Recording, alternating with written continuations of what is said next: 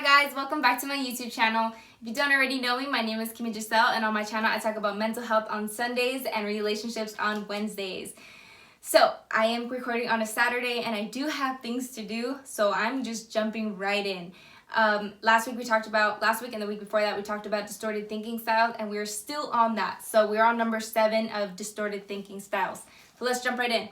Number 7 is control fallacy. So we have control fallacy external and control fallacy internal. Control fallacy external is when you basically feel like a victim and you feel like nothing is ever your fault. You don't take responsibility and you blame everything else. So you blame it on luck or you blame it on other people, but it's never your fault.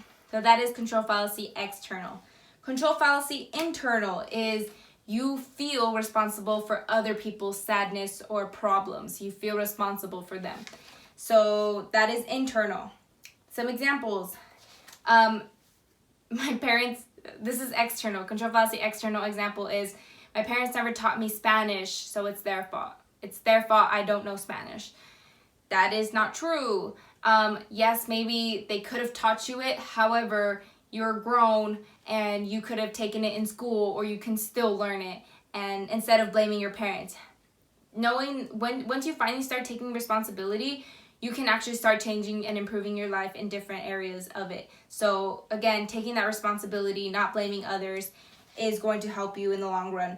Then we have internal. If only I was better than my parents. If only I was better, my parents wouldn't have got divorced. So taking the blame for your parents' divorce, I feel like this is something I hear often. So really reminding yourself that there is nothing you could have done to, save that marriage, and you have no control over it. So let's go over some things you should do. So number 1 is evaluate the thought. And when I say evaluate the thought, I really mean ask yourself, stop and ask yourself, what am I thinking? What am I feeling right now? Write it down if you need to. Number 2 is examine other reasons why the situation is occurring. So if you really think that it's your parents' fault that you don't know Spanish, you got to break that and at least find one other reason why this might have happened.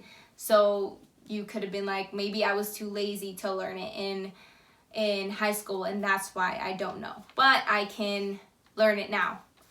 Or for internal, again, maybe they have been unhappy and I just can't, I have no control over that. They're just unhappy with each other and they want someone else.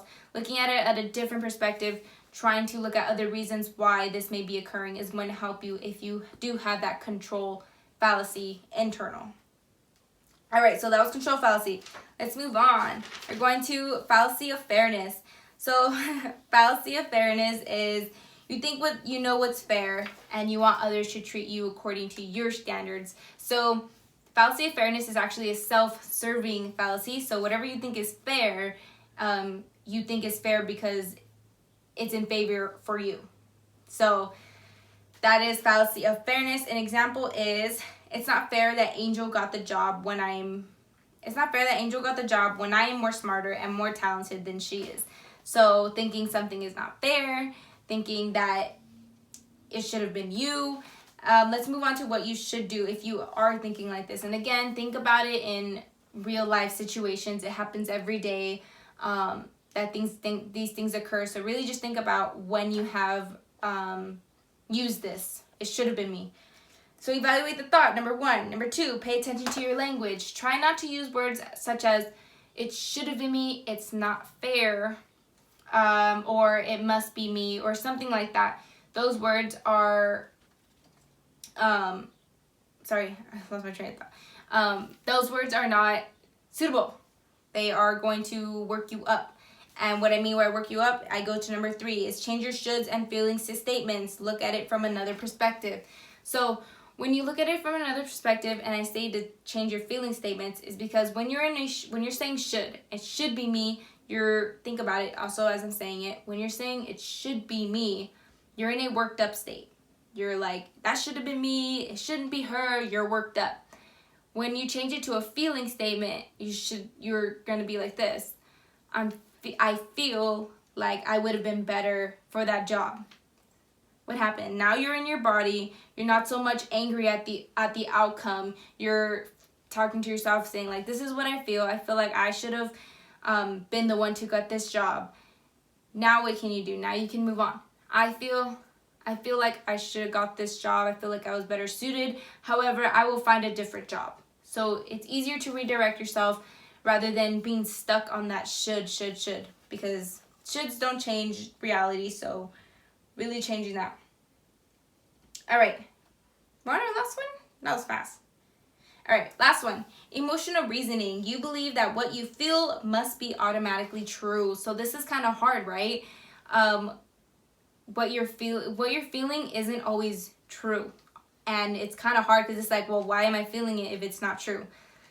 Well, our thoughts and our feelings sometimes are wrong, and we just got to question them to make sure we are right.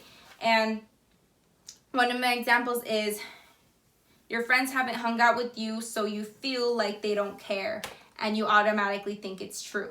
So you feel like they don't care, therefore they don't care. Something to do about that. A lot of times too, I made this as an example of someone else, because a lot of our feelings come from other people, right? And then you feel like that person is out to get you, or you feel like that person doesn't care, or you feel like that person, whatever it is. So that's why I use it as an example. Number one is evaluate the thought again. Think about what you're telling yourself. Think about what you're feeling in that moment. And number two is just talk to that person or change your perspective. So if you feel like your friends don't care because they haven't hung out with you, the easiest way is to just talk to them, because either they are going to tell you the truth, or they're going to reassure you that, they have been going through some things and they just haven't really been out, or whatever it is. So you're going to get that confirmation, and you're not going to be stuck on this feeling, and you're going to be able to resolve it. Or if you are not going to, if you don't want to reach out to them, you change your perspective. So change your perspective, saying like, well, maybe I haven't even seen them out. Maybe they're having, their own personal problems, or maybe they're just taking time to themselves. Changing your perspective so that you are feeling better. Again, it doesn't always have to be true in that moment, because we don't know. However, changing your perspective will relieve some of that stress and anxiety that you're feeling, and get you out of that automatic feeling statement.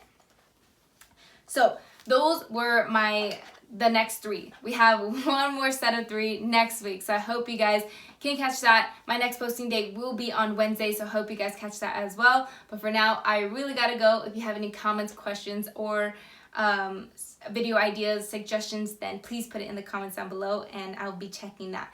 Until then, I hope you guys have a great week. Catch you guys later.